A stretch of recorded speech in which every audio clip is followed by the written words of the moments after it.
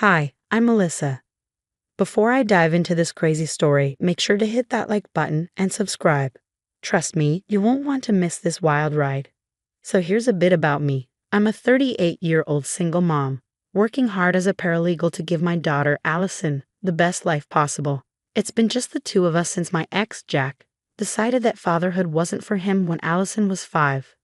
Fast forward to now. Allison's 17 and the light of my life. She's smart, kind, and beautiful inside and out. When Allison told me about prom, I was over the moon. Mom, Tyler asked me to prom. She squealed after school one day. I hugged her tight and said, "That's amazing, sweetie. We need to find you the perfect dress." Little did I know, that dress would cause more drama than I ever imagined. You see, there's a catch to our little family. My ex-mother-in-law, Barbara, and my ex-sister-in-law, Karen, are still in our lives. Don't ask me why, it's complicated. Let's just say they're about as pleasant as a root canal without anesthesia. When Allison mentioned prom at our monthly family dinner, you should have seen their faces. Barbara pursed her lips. "Prom? Isn't that a bit frivolous?" Karen chimed in, "Yeah, shouldn't you be focusing on college applications?" I bit my tongue, but Allison, bless her heart, stood her ground. "I can do both, Aunt Karen. I'm excited about prom." The tension was thicker than Barbara's infamous meatloaf. Later, while dress shopping, Allison found this gorgeous blue gown that made her eyes sparkle. "Mom, it's perfect," she gushed. I checked the price tag and winced. It was steep. But seeing Allison's face, I knew it was worth it.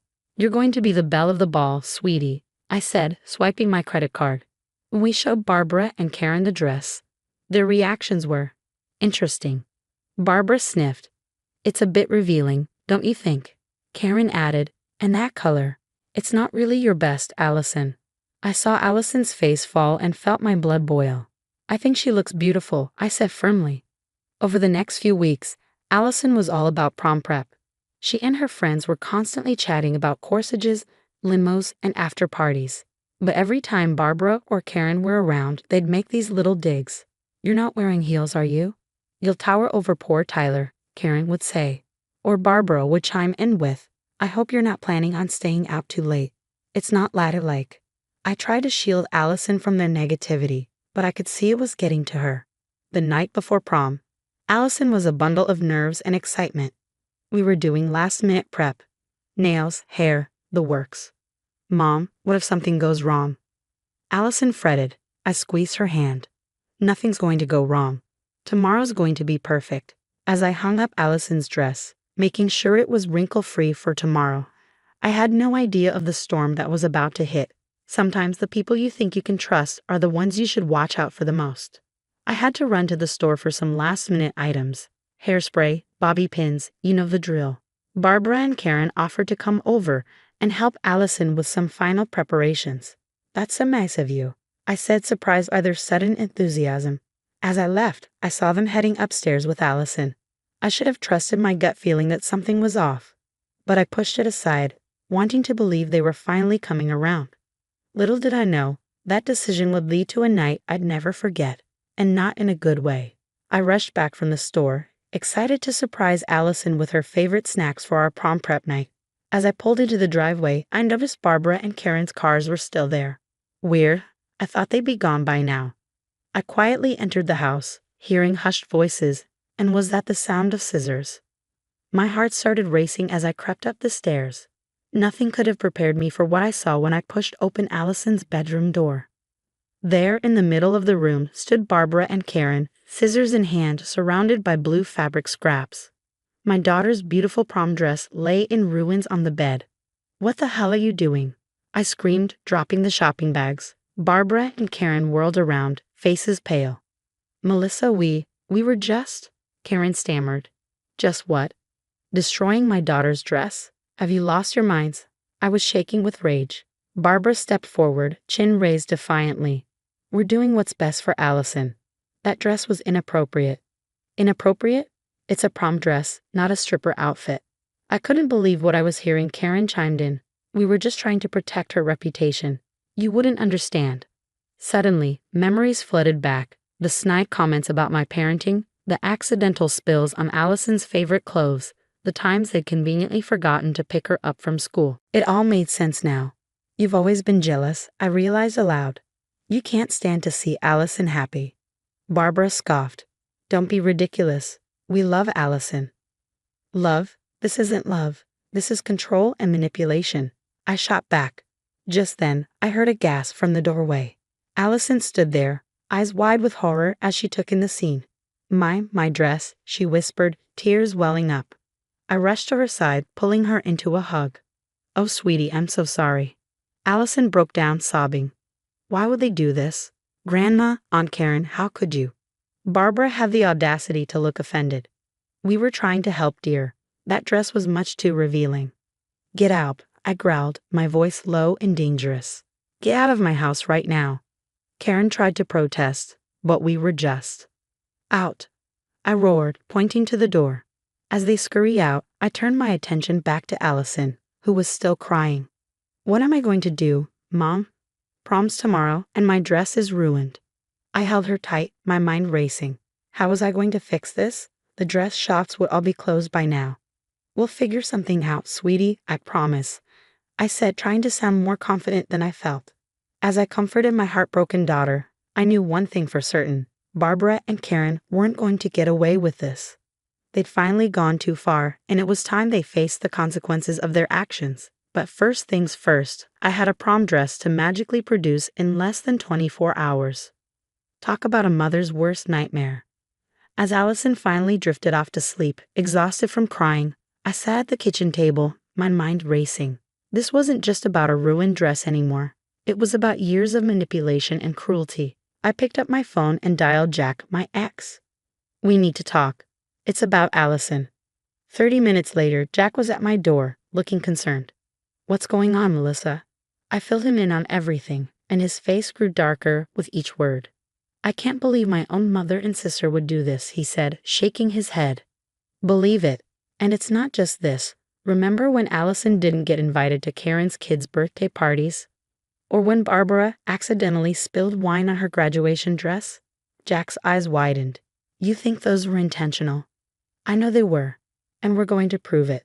We spent the next few hours calling friends and family, piecing together a pattern of Barbara and Karen's behavior.